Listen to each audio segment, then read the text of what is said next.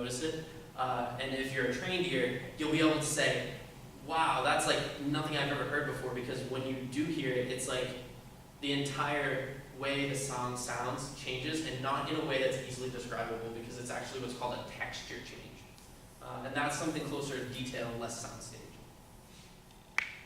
So here's the inside of your in-ear monitors that if you use earbuds or in-ear monitors that actually go inside of your ear canals.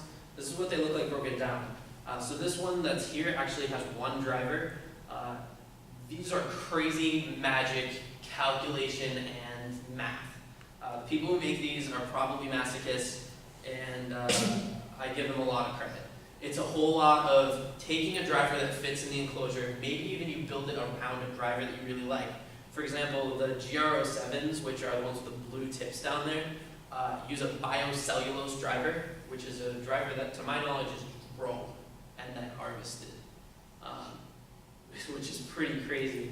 And when you manufacture it, it's made of what is biocellulose, and I won't pretend to know anything about biology, I'll leave that to you.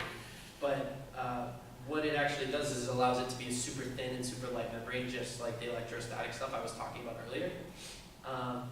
And the thing about those tiny drivers is that not only does one of them have to create the entire sound spectrum a lot of the time, but it has to do it and sound good, and sound hopefully consistent, where the treble doesn't sound crazy and the bass is like not even there, and you want some sort of balance.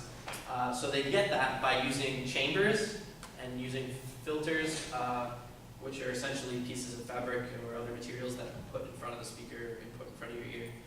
So you can see here, these are canal dampers. These are going to take some of that really harsh treble sound that a tiny driver will be able to squeak into your ear and hopefully filter some of it out. This one here is a larger damper that's going to probably do a lot of the same thing. Back here you can see that there's a sub-chamber. That's actually a pocket of air that's used to keep the driver from flopping all over the place when it's time to make those really big low notes.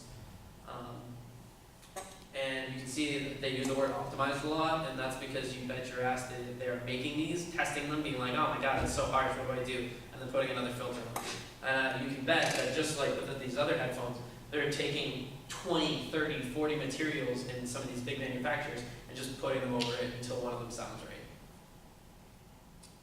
I think I've hit everything. Oh, okay, so usually the big trade-off with in-ear monitors as opposed to over-ear headphones is that you're going to lack soundstage. If you thought that closed headphones were narrow, these are way narrower. They're literally in your ear. You hear it exactly between your ears, right in your head, and that's it. If you can find a headphone that's in your ear and sounds like a speaker or sounds like a set of even closed over-ear headphones, it's magic, it's crazy, and that's just the result of some person's slave labor.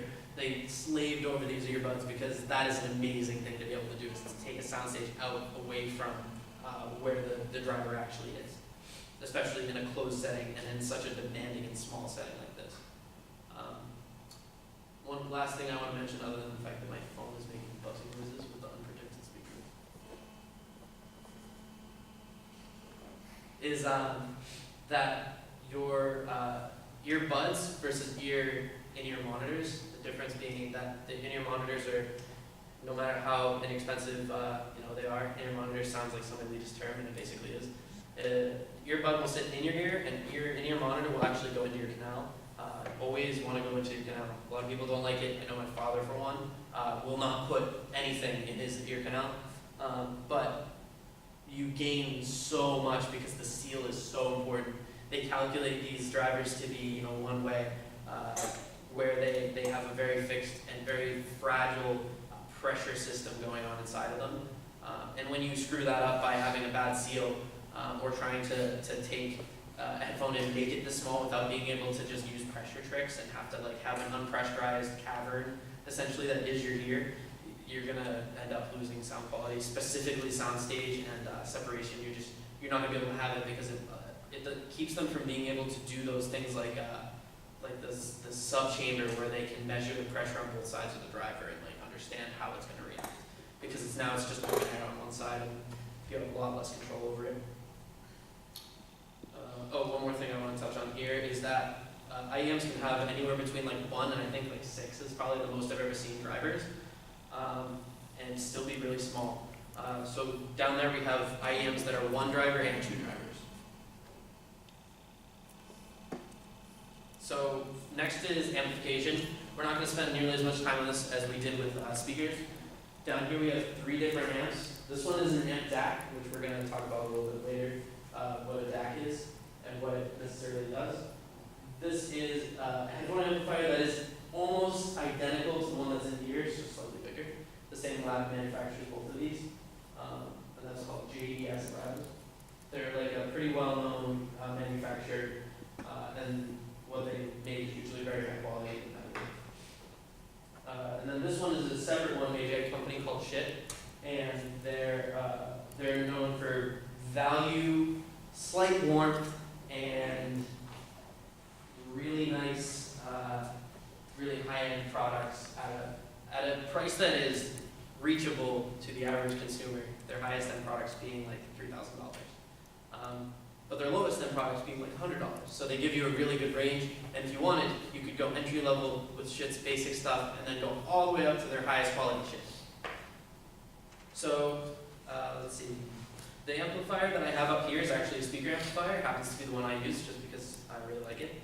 And you've got some crazy big inside doohickeys that I won't pretend to tell you what they do. What I will tell you is that the one you're looking at here is a class, I believe, T amplifier, and that's just a trademark made by a company called TriPath. You can see why they would want class T. On a class D amplifier that's modified. So that's your traditional amplifier that you turn it up and uses more power. And it's basically super efficient because it's not wasting power. But class A, on the other hand, which is what the bigger one under, so the silver big box right there, that's the Astar 2 from Shit as well. And it's a class A, and it's single-ended, transformerless. So it means there's no transformer. I don't necessarily know what that means because I'm not an electrical engineer. But what I do know is it gets super hot because it's always running at the maximum output and then dialing it down based off of how you have the volume up. So it's the opposite of actually turning the amplifier up to achieve a higher sound. You're actually turning it down more and more as you need it softer. Things that class A's have problems with, it's warmer sound. It tends to color it on the warmer side, which means the bass comes up a little bit and the treble comes down a little bit. And it has issues with dynamic range where the highest octave and the lowest octave will actually kind of get screwed up sometimes. You can't quite get it out of them unless it's a really high quality one. So that one actually does have a slight problem, and I highly doubt 90-something% of people can hear it, but when you listen to it for hundreds of hours, you eventually you can hear a little bit when compared to specifically the objective DAC in the center. Which is known for being like mathematically perfect, and like no matter what you do, you can't get better than it because it doesn't matter how good the components are. You know, it uses crazy mathematical calculations which you can all read online. It's actually open source hardware, or it's open source hardware, but it's Creative Commons licensed, so you have to keep it like if you want to distribute it under that name, you have to like keep everything in it. Modify. It's some crazy license where, like for example, in here, it's actually meant to be portable. So you can see, this is one of the earlier models, you can see that the power cable is on the front. And even though, why would you ever want that? Well, it's because the power cable basically connects to 9-volt batteries terminals. Because they have to put 9-volt battery terminals in it because of the way the license works out. And the guy who made it and did all the calculations, he figured out the face here, nobody knows where he is. His name was the Northwest Audio guy, and everyone will either say he's a god, or they'll say he's a dick, or they'll say he's both. So you can hear differences between these two amps by actually taking an AV switch, which is something like this overpriced American-made switch. American-made, it's worth the $30 I paid for it. It does have a switch. Just pass this around. It's just so nice. I don't even care if I have to hear the clicking while I'm talking. It's worth it. It's a nice click. It's very satisfying. And basically what that does is it actually will let you plug in either two sources to one headphone, which is like the thing it's best used for, so you don't have to take the headphones off your head, or one source and two headphones where all you have to do is just switch the headphones and hit the switch, and you can quickly compare the two sets. Let's see. That's the one I have down there, and it's the one you'll hopefully get a chance to listen to after this. It's ASCAR 2, like I said, Class A. It gets super hot to the point where the ones on the, I don't know what's going on inside there. A little piece of plastic or something.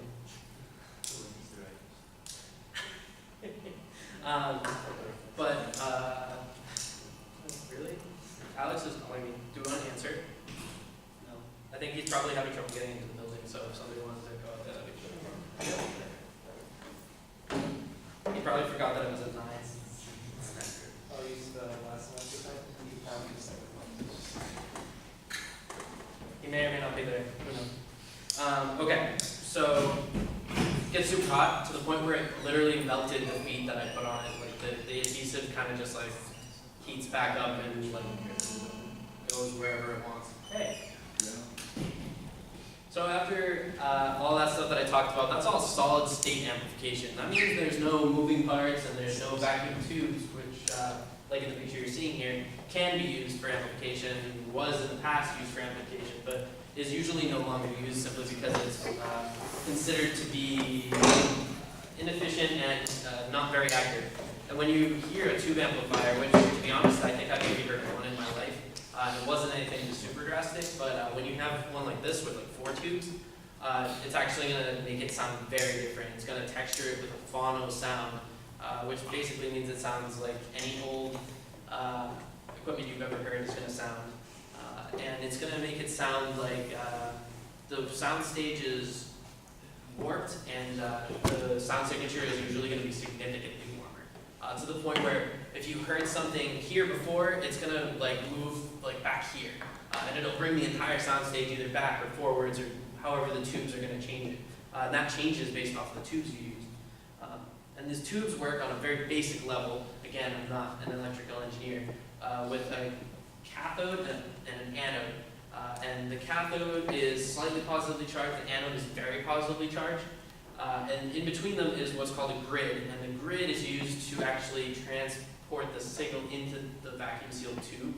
So that's your music. The cathode sends electrons through the grid and over into the anode, which then transports them back down at a higher amplitude than it was previously.